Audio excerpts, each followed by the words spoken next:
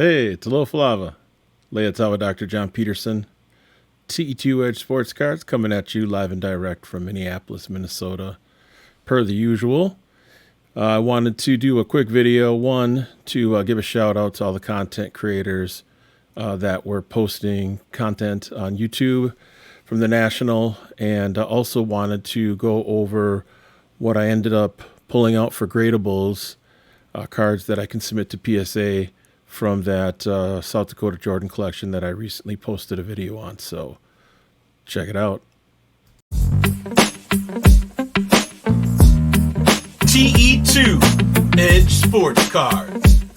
Get at it.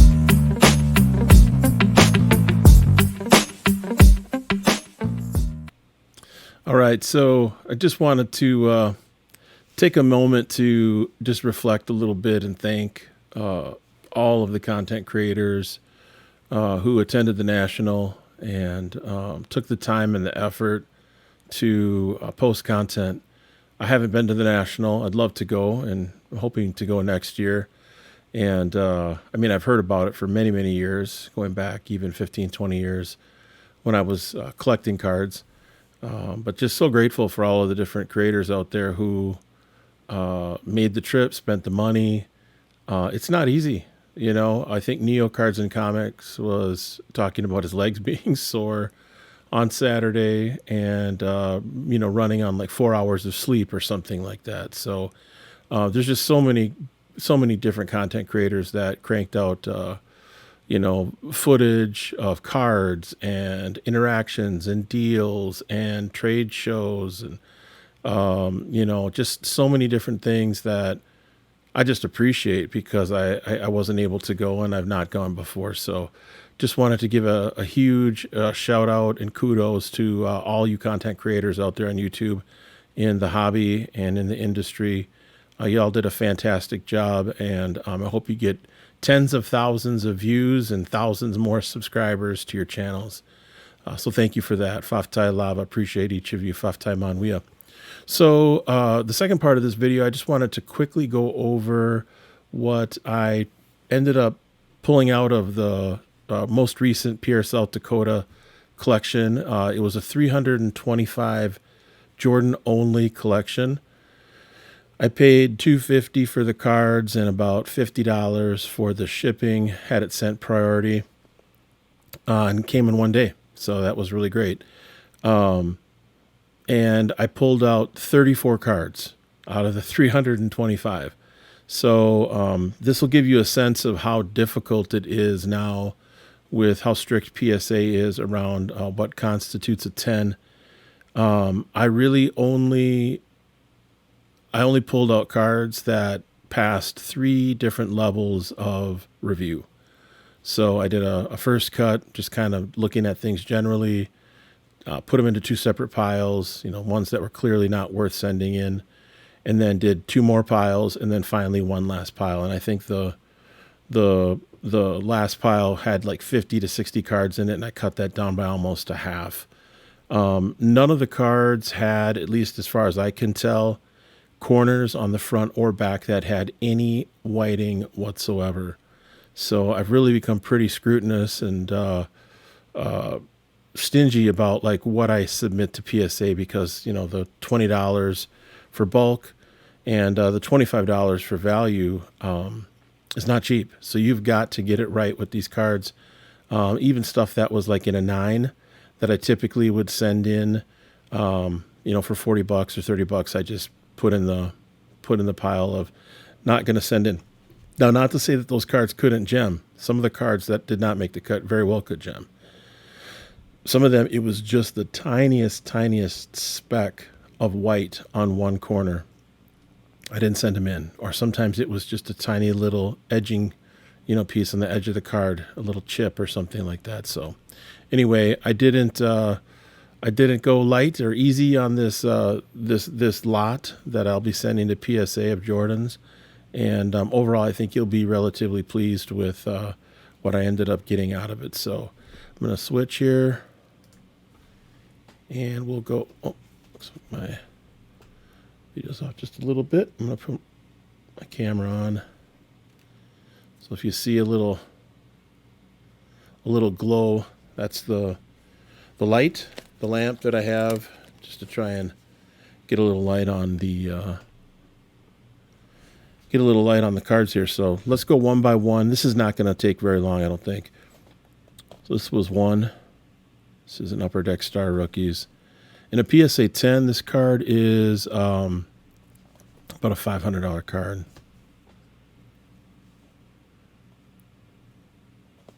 World of Trivia. This one looked pretty clean. So what I'll do is I'll go through and I will write down on a piece of paper what and give each card a pre-grade and what the estimated value is for that pre-grade. This is a nice card. These higher power cards turned out good. Unfortunately, I think these both are going to be 9s. I mean, they looked great, but they just didn't look like a 10. This might be the 1-8 in the entire order.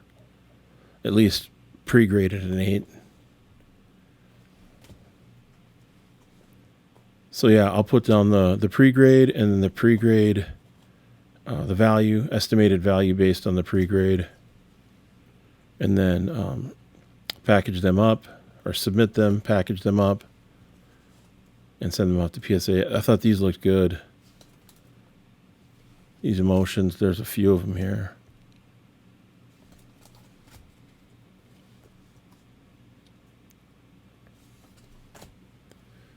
I think there's 4 total. You can see I put put all these cards. It looks like that's inside there. Put all these cards inside of new Ultra Pros. I just ordered those a couple days ago. I like to put the submitted cards to PSA in fresh penny sleeves. So it took some time. It's a decent card in a 10. Thought these looked pretty good. Sometimes the centering left to right on these Golden Seasons are off, but these both look good. And there were a couple that I didn't submit just because I didn't think they were going to 10. I didn't think they had a legitimate shot at being a 10. This is a tough card to gem because of that black border on the front. But believe it or not, there were 3 of them in this lot, in this collection, that I thought looked really, really good. I think if I can get 1 10 and a couple 9s out of those 3, that would be fantastic. I think this NBA Stars looks pretty good. I think one of these could be a 10. This is a really tough card. There were probably 5 of these in the collection. I can't remember exactly. There's always some edging at the top on this Fleer. I think this is 96 Fleer. Backs are usually clean, but this black border at the top always has some chipping, and this one actually, like, minimal to none that I could see. You can see right there. Looks really clean, so I think that could be a 10. That's a tough one to gem. This is the Athlete of the Century Dominance. I thought this looked pretty good. Center-wise, it looks decent, right? Looks pretty good. This is a nice insert. I hadn't seen this one before. NBA Superstars. I believe this is Hoops. Nope, it's Fleer. Or is it Fleer Hoops? I can't remember. But, yeah, nice card. These Fleer Hardwood Leader cards, this particular year, I think this is 96. The black border is just killer. I don't know. I thought these looked really good. There were about 3 of them that I did not submit as a gradable card because they just, I don't know. They had whiting on them. This is a nice one. This is the Skybox Premium. I think this is 96 if I'm not mistaken. And that's a great base card. Love that.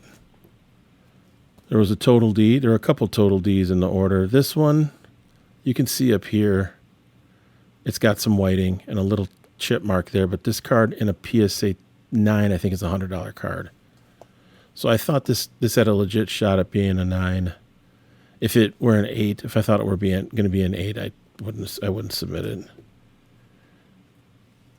Here's the top 10s. There are a number of top 10s.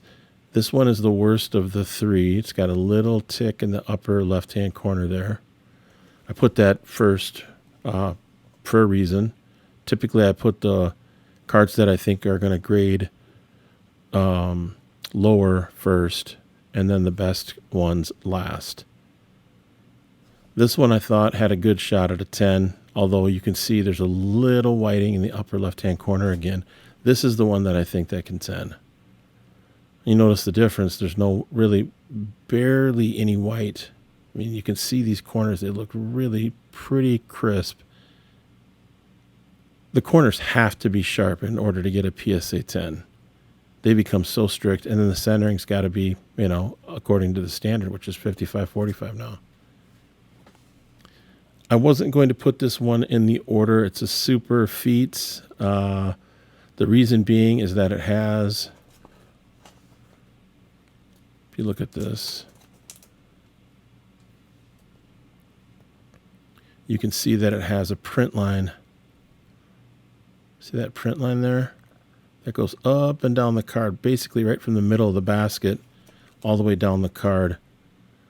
I wasn't going to submit it, but I am going to submit it because I think I want to put this one in front of the last card of the submission, which is a Super Feats, which I'm not super familiar with this card. I think it's a Skybox. Is this Hoops? Skybox, yeah. I think this is a 10. And in a 10, this is like a $900 card. So, and you get a $900 card. I paid 75 cents for this card.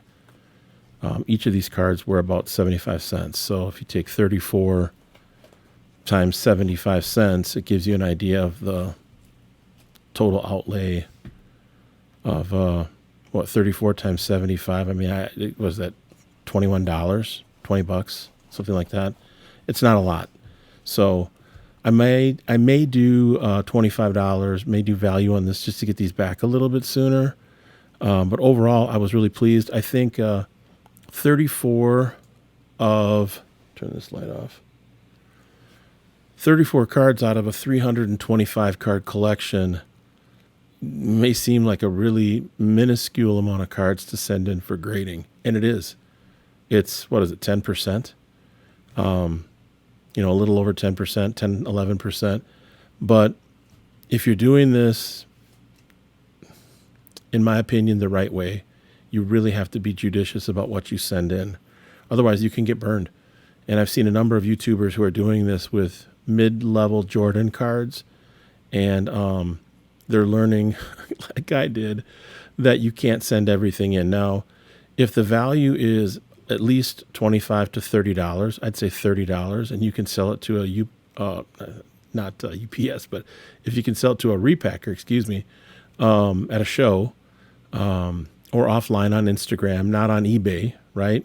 If you can sell it to a repacker in person for cash, you can get away with selling 8s and 9s because they need those for their inventory, along with some of the case hits. But I've really become pretty picky over the last few months, and especially over the last year, in terms of what I send in. So take that for what it's worth, and good luck with picking up collections. If you've got a Jordan collection, no Jordan collection is too big or too small for me to take a look at. I'm always interested in looking at Jordan, Kobe. I don't really get a lot of LeBron, but that's okay. Jordan and Kobe is kind of my main thing right now, or my main thing. And so if you've got a collection you want me to take a look at, hit me up in the description underneath the channel video, underneath the descriptor, whatever it is. I can't remember what it's called on YouTube, is my contact information. You can email me at R as in Robert, J as in John, P as in Peterson, 7227@yahoo.com. I appreciate you watching.